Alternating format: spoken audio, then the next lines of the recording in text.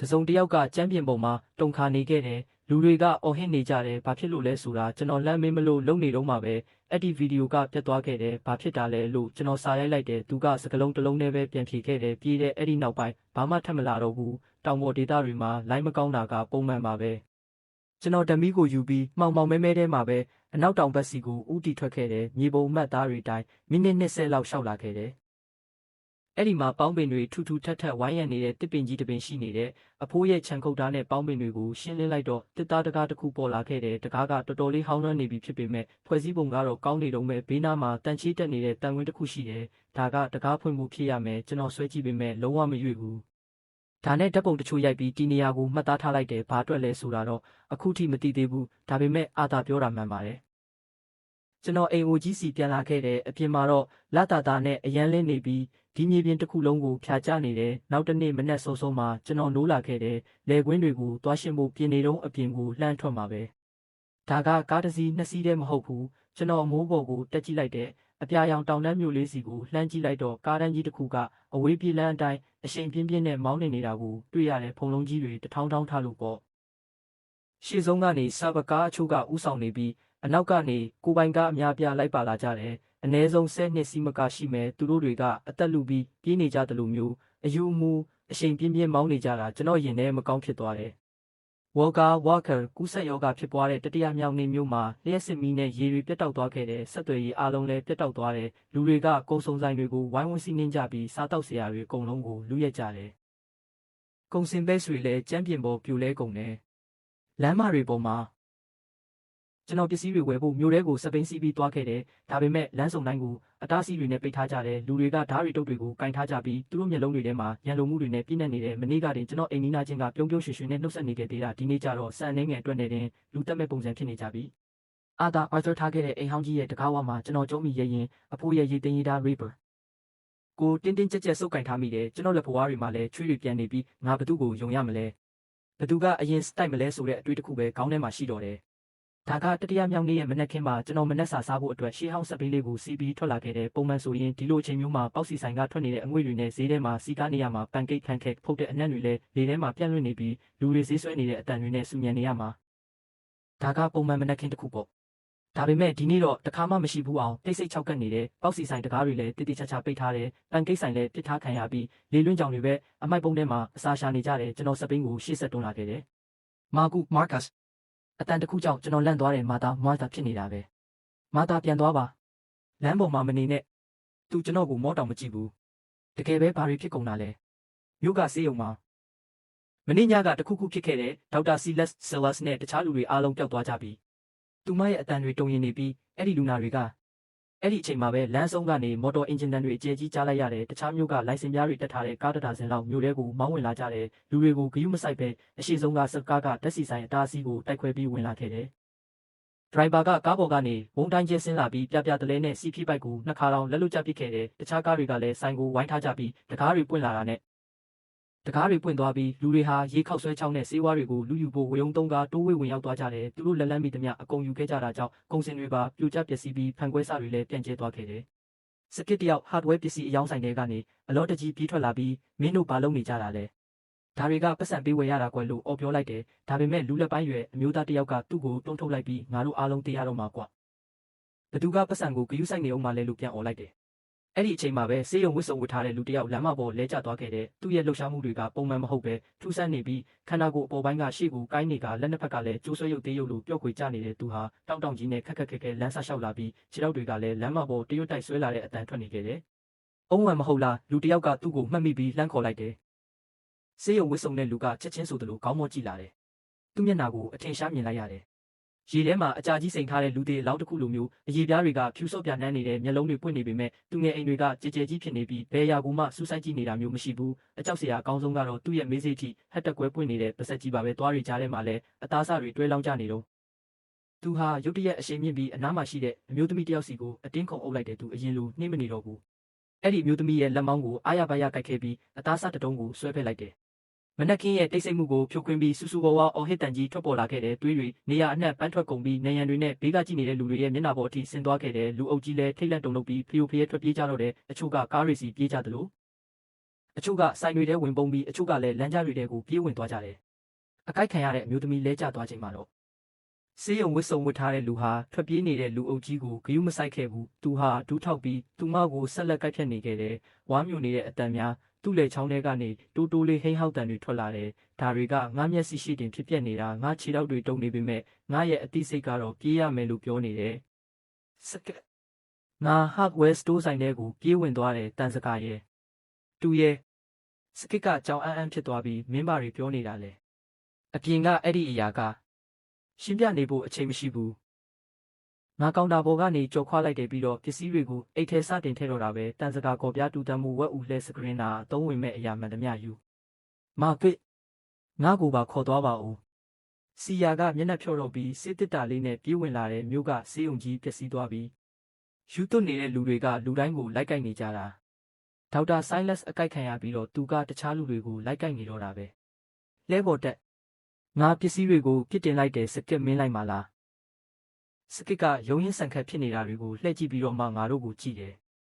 နေဦးငါပစ္စည်းတချို့သွားယူအောင်မယ်သူကနောက်ဘက်ကိုပြေးသွားပြီးကိရိယာပုံတစ်ပုံနဲ့ဓာမအချို့ကိုသွားယူတယ်ငါတို့၃ယောက်သားလဲကိုတွန်းပြီးလမ်းကြားထဲကနေထွက်ပြေးခဲ့ကြတယ်လမ်းမကြီးကိုရှောင်လိုက်တာမှန်ကန်တဲ့ရွေးချယ်မှုပဲအဲ့ဒီမှာတော့လုံးဝကိုပြန်ပတာဖြစ်နေပြီးအော်ဟစ်တန်တွေတိုက်မိတဲ့အတန်တွေနဲ့တားရဲတွေလိုဟိန်းဟောက်တန်တွေအားလုံးရောထွေးနေတာပဲလမ်းကကျင်းချင်းလေးလှဲတစည်းစာမနှဲဆန်တယ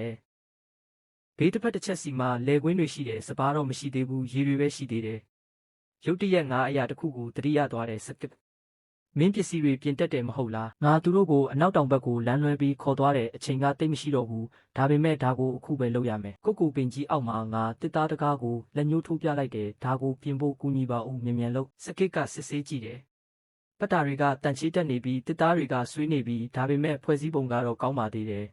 အသက်20ပေးပါသူကကျွမ်းကျင်ပညာရှင်ပဲသူကအဓိကအစိပ်ပိုင်းတွေကိုဝါယာကျိုးတွေနဲ့အားဖြည့်ပေးခဲ့တယ်သူကအပေါက်တွေကိုတောင်တစ်သားပြားတွေနဲ့ဖာထေးပေးခဲ့သေးတယ်ဒါကဘာကြီးလဲစီယာကမေးတယ်ငါတို့အသက်ကိုကယ်တင်မဲ့အရာပေါ့ငါပြန်ဖြေလိုက်တယ်ဒါကိုငါအဖိုးကငါအတွက်ခြံထားခဲ့တာတကားကိုပြင်ပြီးတာနဲ့ငါတို့ခီးကိုဆက်ခဲ့ကြတယ်ငါတို့လမ်းလျှောက်နေတော့စီယာကစကားပြောလာတယ်ဆေးဘက်ဆိုင်ရာအမြင်အရပြောရရင်ဒါကဗိုင်းရပ်စ်ကူးစက်မှုဆိုရင်ကိုက်ခံရတာကနေတဆင့်ကူးစက်တာယောဂပြိုရက်ကတူတောင်းရမယ်သူတို့ရဲ့ယောဂလက္ခဏာတွေကခွေးယူပြန်ယောဂနဲ့တူတယ်ဒါပေမဲ့ဒါကအယမ်းမြန်လုံးတယ်ဘာပဲဖြစ်ဖြစ်ပေါ့စက်ကသူ့ရဲ့ကိရိယာတွေကိုတည်ရင်ပြောလိုက်တယ်အသက်ရှင်ကြံရဖို့ကပဲအရေးကြီးဆုံးပဲGreen Hay ဘေးမဲ့တော့ကိုပြန်ရောက်တော့ငါတကားကိုချက်ချင်းပိတ်လိုက်တယ်ပြီးတော့တန်စကားနဲ့အားဖြစ်လိုက်တယ်ဒါကအခုငါတို့ရဲ့ဘေးမဲ့တော့ပဲငါသူတို့ကိုကြည့်ပြီးပြောလိုက်တယ်စီကန်းချက်တွေကရိုးရှင်းပါတယ်အတူတူလက်တွဲလှုပ်ဆောင်ပြီးအမိန့်ကိုနာခံပါမင်းတို့သဘောတူရင်နေခဲ့ပါမဟုတ်ရင်တော့အခုပဲထွက်သွားနိုင်ပါတယ်စကစ်ကပထမဆုံးလက်ထောင်လိုက်တယ်ငါပါမဲ့အပြင်မှာတော့ယူသွတ်ဆရာကြီးပြီးတော့ငါအကိုက်မခံချင်ဘူးစီယာကခေါင်းညှိပြတယ်ငါကဆရာဝန်တယောက်ပါငါ့ကိုနေရာတိုင်းမှာလိုအပ်တယ်ငါစေးဝါးတွေအများကြီးယူလာခဲ့တယ်ဒါတွေကတိရစ္ဆာန်တွေအတွက်ဖြစ်ပေမဲ့အရေးပေါ်အခြေအနေမှာတော့လူတွေလည်းသုံးလို့ရပါတယ်ပထမဆုံးရောက်လာတာကတော့စစ်မှုထမ်းဟောင်းဖြစ်တာဖြစ်ပါတယ်သူကလေးဖြတ်နေတဲ့သူ့အမေကိုကြောပိုးပြီးလာခဲ့တာပါသူကတောင်တက်လန်းအတိုင်းတလန်းချင်းတက်လာခဲ့တယ်ငါတို့ကိုမြင်တော့သူကဒူးထောက်လိုက်တယ်ကျေးဇူးပြုပြီးငါတို့ကိုနေခွင့်ပြုပါငါအလုပ်လုပ်နိုင်တယ်ဒါမှမဟုတ်ကင်းဆောင်ပေးနိုင်တယ်ငါဘာမဆိုလုပ်ပါမယ်ထပ်ပါငါကသူ့ကိုတွဲထုပေးရင်ပြောလိုက်တယ်ငါတို့အားလုံးကအိမ်နီးနားချင်းတွေပဲငါတို့ကူညီနိုင်ရင်ကူညီရမှာပေါ့နောက်တော့ဆရာမလီလီရောက်လာတယ်သူမကမိဘတွေမြို့ပြင်မှာအလုပ်လုပ်နေတဲ့ကျောင်းသား3ယောက်ကိုခေါ်လာခဲ့တာပါသူတို့ကကျောင်းထဲမှာပုံနေခဲ့ကြတာဖြစ်ပြီးရုံးရင်ဆန်ခတ်ဖြစ်တဲ့တွေကိုကြားတော့ပြေးထွက်လာကြတာပါနောက်ဆုံးမှာတော့မာတာရဲ့မိသားစု4ယောက်ရောက်လာပါတယ်သူမကဒီမနက်တင်ဆန်တွေထုတ်ပိုးနေခဲ့တဲ့သူပါသူမကစံတနက်တွေနဲ့အသား6တွေကိုယူလာခဲ့ပါတယ်ညနေမဆောင်ခင်မှာပဲဘေးမဲ့တော်ထဲမှာလူပေါင်း23ယောက်ရှိလာခဲ့တယ်ငါသူတို့ကိုဝင်းထဲမှာအစည်းအဝေးခေါ်လိုက်တယ်မင်းတို့အားလုံးအခြေအနေကိုမြင်တဲ့အတိုင်းပါပဲမြို့ထဲမှာတစ်ခုခုဖြစ်ပျက်ခဲ့ပြီးဒါကကူးစက်ရောဂါတစ်ခုဖြစ်ဖို့များပါတယ်အခုလောလောဆယ်တော့ငါတို့ဒီမှာဘေးကင်းနေသေးတယ်ဒါပေမဲ့ဘယ်လောက်ထိခံမလဲဆိုတာတော့မသိဘူးအဲ့ဒီအရာတွေကဘာတွေလဲတယောက်ကလှမ်းမေးတယ်လမ်းလျှောက်သူတွေ workers လို့ငါပြန်ဖြေလိုက်တယ်ဒါမှမဟုတ်ပိုးကူးစက်ခံထားရသူတွေပေါ့လူအုပ်ကြီးကစတင်ပြီးထိတ်လန့်လာကြတယ်တိတ်နေကြဆန်းဗစ်တာကရှေ့ကိုတလန်တိုးပြီးပြောလိုက်တယ်ထိတ်လန့်နေလို့ဘာမှဖြစ်မလာဘူးမာကုစ်ငါတို့ဘာဆက်လုပ်ကြမလဲငါအာတာရဲ့မြေပုံကိုဖြတ်လိုက်တယ်Green Hay ဘေးမဲ့တော့က3ဖက်စလုံးတောင်တွေဝိုင်းနေတာအရှိဘက်ကနေလာတဲ့လမ်းတစ်လမ်းပဲရှိတယ်။အဲ့ဒီလမ်းပေါ်မှာငါတို့ခန်းစစ်တွေတိစောက်ပြီးကရုတ်ချင်းတွေတူးရမယ်လမ်းပိတ်ဆို့မှုတွေလုပ်ရမယ်ပြီးတော့အနောက်တောင်ဘက်မှာလှုပ်ဝက်ရေမြောင်းရှိတယ်လိုအပ်ရင်အဲ့ဒါကိုဖွင့်ပြီးရေလွှမ်းပစ်လို့ရတယ်။ကရုတ်ချင်းတူးတဲ့အလုပ်ကိုငါတာဝန်ယူမယ်လို့ဗစ်တာကပြောတယ်။ငါကတော့လေယာသုံးကရိယာတွေကိုလက်နက်တွေဖြစ်အောင်လုပ်ပေးမယ်လို့စကစ်ကလက်ထောင်ပြီးပြောတယ်။ငါစေးဝါးတွေကိုပြင်ဆင်ထားလိုက်မယ်လို့စီယာကပြောတယ်။ ကျောင်းဆရာမလီလီကလည်းငါကတော့စားနပ်ရိက္ခာပိုင်းကိုတာဝန်ယူပါမယ်လို့ပြောပြီးသူမရဲ့ရင်ဘတ်ကိုပုတ်ပြတယ်။အစီအစဉ်ကတော့ကျသွားပြီးလူတိုင်းလည်းကိုယ့်အလုပ်ကိုစတင်လှုပ်ဆောင်ကြတော့တယ်။ညမှောင်လာပြီးအောက်ကမြို့စီကနေမီးခိုးလုံးတွေတက်လာတာကိုမြင်နေရတယ်ဘသူကမီးရှို့တာလဲဒါမှမဟုတ်လူဘယ်နှယောက်အသက်ရှင်ကျန်သေးလဲဆိုတာငါမသိဘူး။ငါဘေးမဲ့တော့ရဲ့အမြင့်ဆုံးနေရာမှာရက်ပြီးတောက်လောင်နေတဲ့မီးတောက်တွေကိုကြည့်နေခဲ့တယ်။အပြင်ကကဘာကြီးမှာဘာတွေဖြစ်ပျက်နေလဲဆိုတာငါတို့လုံးဝမသိရတော့ဘူး။ဒါပေမဲ့အရာတစ်ခုကတော့ရှင်းနေခဲ့တယ်သူတို့တွေဟာတောင်တက်လန်တိုင်းတက်လာပြီးငါရဲ့လေကွင်းစီကိုဥတီလာနေကြပြီအဲ့ဒီလူအုပ်ကြီးကိုဥဆောင်လာတဲ့သူကတော့စုပ်ပြဲနေတဲ့တခွဲကန်းဝစ်စုံကိုဝစ်ဆင်ထားပြီးသူ့ရဲ့မျက်နှာကဖြူဖြော့ပြီးတောင့်တင်းနေခဲ့တယ်သူကတော့ကျွန်တော်တို့ကိုစေဝါးတွေလာပေးလိရှိတဲ့ဒေါက်တာဆိုင်းလက်စ်ပဲဖြစ်ပါတယ်ကျွန်တော်တို့ဖြစ်ကတဆန်းပြင်ဆင်ထားတဲ့ခုခံရေးစီတွေကရှောက်လန်းလာနေတဲ့ပုတ်ကောင်အုပ်ကြီးရှိမှအလုံးပင်အားနည်းလို့နေပုံရပြီးအချိန်မရွေးပြိုလဲသွားနိုင်တဲ့စက်ကူချက်တစ်ခုလိုပါပဲကျွန်တော်နောက်ကအသက်ရှင်ကျန်ရစ်သူတွေကကျွန်တော်ကိုကြည့်နေကြတယ်တက်ကြီးရွယ်အိုတွေနဲ့ကလေးတွေဟာကြောက်ရွံ့မှုတွေနဲ့ပြည့်နှက်နေပြီးကျွန်တော်ရဲ့အမိန့်ကိုစောင့်ဆိုင်းနေကြတာပါဒါပေမဲ့အခုချိန်မှာတော့ကျွန်တော်မှမေကုန်းတစ်ခုပဲရှိပါတော့တယ်ကျွန်တော်တို့မှလူ23ယောက်ပဲရှိတာသူတို့ကိုတကယ်ပဲတားဆီးထားနိုင်မှာမလားခုဆို9ရက်တောင်ရှိသွားခဲ့ပြီးတောင်တန်းတွေထဲမှာပုံအောင်နေရင်ဘေးကင်းလိမ့်မယ်လို့ကျွန်တော်တို့ထင်ခဲ့ကြတာပြီးခဲ့တဲ့အပတ်ကနေတိုင်းမနက်9နာရီဆိုရင်ကျွန်တော်စပားဆိုင်ဖို့လဲကွင်းထဲကိုဆင်းခဲ့ပါတယ်ကျွန်တော်ခြေထောက်တွေဟာရှုပ်လွန်နေတဲ့နှဆိုင်စွာနှိမ့်ဝင်သွားပြီးအေးဆက်တဲ့အေးတက်ကခြေပွားကနေတဆင့်ဦးကောင်းအထိစိတ်တက်သွားခဲ့တယ်ကုန်းပြီးပြိုးပင်တပင်ချင်းစီကိုစင်တီမီတာ20အကွာဝေးစီစိုက်ပျိုးရတယ်တဖန်ပြန်ကုန်းပြီးတဖန်ပြန်စိုက်ရတာပေါ့စပားရွက်တွေကကျွန်တော်ရဲ့လက်ဖွားတွေပေါ်မှာမရေမတွက်နိုင်တဲ့တင်းငယ်တဲ့ဒဏ်ရာတွေကိုဖျက်ရှားပစ်ခဲ့ပြီးအဲ့ဒီဒဏ်ရာတွေကရှုံရည်ထဲမှာဆူဆူရှာရှာဆက်ပြင်းနေခဲ့ပါတယ်ဒါပေမဲ့ကျွန်တော်ဒီ15ဧကလုံးကိုပြီးအောင်စိုက်ရမယ်ဒါကကျွန်တော်တို့အသက်ရှင်တန်ဖို့အတွက်တခုလေးသောမျှော်လင့်ချက်မလို့ပါအခြားသူတွေလည်းအမနေခဲ့ကြပါဘူးဗစ်တာဗစ်တာကအမျိုးသားချို့ကိုဦးဆောင်ပြီးတောင်တက်လန်တစ်လျှောက်မှာကတုတ်ချင်း3ချင်းတူးခဲ့ကြတယ်တချင်းစီကအနက်2မီတာနဲ့အကျယ်3မီတာရှိပါတယ်ကျွန်တော်တို့ကလှမ်းတွေလုတ်ဖို့အတွက်ဝက်လုံးတွေမှာဓာတ်ကောက်တွေကိုချီနှောင်ခဲ့ကြပြီးပေါက်ပြားတွေကိုလည်းတွေးခဲ့ကြတယ်စီယာကတော့ဆေးဖက်ဝင်ပင်တွေကိုစုဆောင်းပြီးဆေးဖို့ဆက်ပေးခဲ့တယ်လို့ကျွန်တော်တို့ကိုအခြေခံရှေးဦးတူနာပြုစုနည်းတွေကိုလည်းတင် जा ပေးခဲ့ပါတယ်အာတာရဲ့တိုင်ရည်တိုင်းလိုက်နာပြီးလမ်းကွေ3နေရာမှာထောင်ချောက်တွေဆင်ထားခဲ့ကြတယ်ဒုတိယနေရာမှာတော့ချွတ်ထက်တဲ့ဝါချုံတွေနဲ့ဖြည့်ထားခဲ့တယ်တတိယနေရာကတော့ဒီဇယ်စီစိန်ထားတဲ့ထင်းပုံကြီးပဲဖြစ်ပါတယ်အားလုံးပဲစီမံကိန်းအတိုင်းလှုပ်ရှားကြပါဒါကတော့ကျွန်တော်တည်ခြင်းတရားနဲ့ပထမဆုံးအကြိမ်ထိတ်တိုက်ရင်ဆိုင်ရခြင်းပါပဲဖုတ်ကောင်အုပ်ကြီးက200ကျော်ရှိပြီးကျွန်တော်တို့ဘက်မှာတော့လူ23ယောက်ပဲရှိတာပါအဲ့ဒီအရေးအတွက်ထဲမှာတက်ကြီးရွယ်ဝတွေနဲ့ကလေးတွေပါပါဝင်နေပါတယ်တက်ကြီးရွယ်ဝတွေနဲ့ကလေးတွေဒုတိယထပ်ကိုတက်သွားကြဗစ်တာကအမိန့်တွေစတင်ပေးပါတော့တယ်အားလုံးပဲကိုနေရာကိုယူကြတောင်တက်လန်းကအလွန်ချင်းမြောင်းပါတယ်